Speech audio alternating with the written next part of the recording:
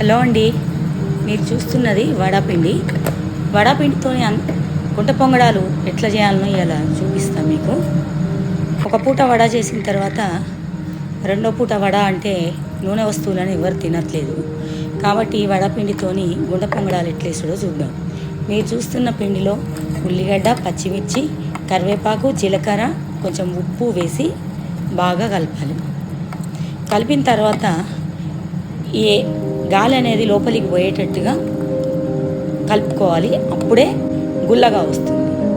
తర్వాత గుంట పొంగడాల ప్యాను, మీరు చూస్తున్నటువంటి ప్యాను నాన్ స్టిక్ ప్యాన్ను తీసుకొని స్టవ్ మీద పెట్టి, స్టవ్ మీద ప్యాన్ వేడయ్యాక దాంట్లో నూనె, సరిపోయినంత నూనె వేసుకొని పొంగడాల్లాగా వేసుకోవాలి.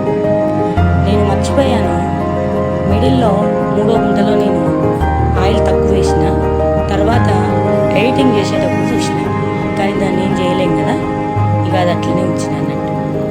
ఇక ఇప్పుడు చూస్తున్నారు కదా, ఇట్లా చేతితో కానీ స్పూన్తో కానీ మీరు పిండిని ఇలా సర్దుకోవచ్చు. ఒక పూట వడ చేసిన తర్వాత రెండోసారి వడ అంటే ఎవరైనా కూడా కొద్దిగా ముక్కులు ఇస్తా అంటారు, అబ్బా అయ్యా ఇప్పుడు కూడా ఆయిల్ ఫుడ్డేనా, కాబట్టి లెస్ ఆయిల్తో ఇట్లా చేయొచ్చు. తర్వాత అన్నిట్లో సర్దుకున్న తర్వాత మూత పెట్టిన తర్వాత ఇట్లా బ్రౌనిష్గా కాలుతూ ఉంటుంది. వెంటనే తిప్పుకుంటూ ఉండాలి.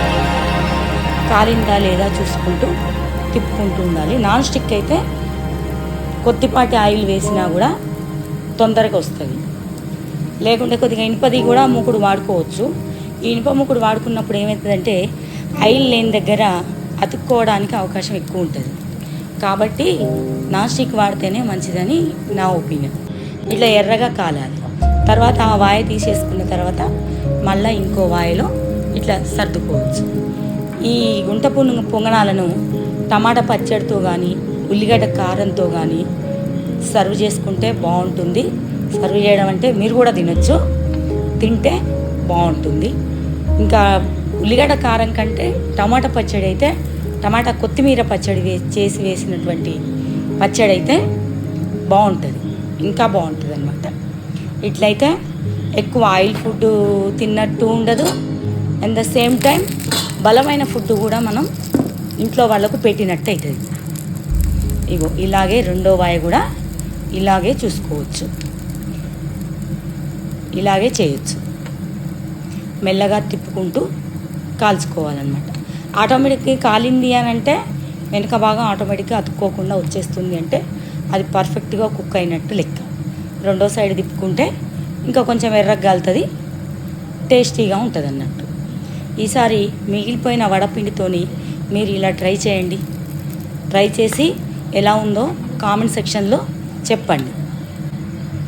ఓకేనా? మరిన్ని వీడియోస్తోని మళ్ళీ మీ ముందుంటాను.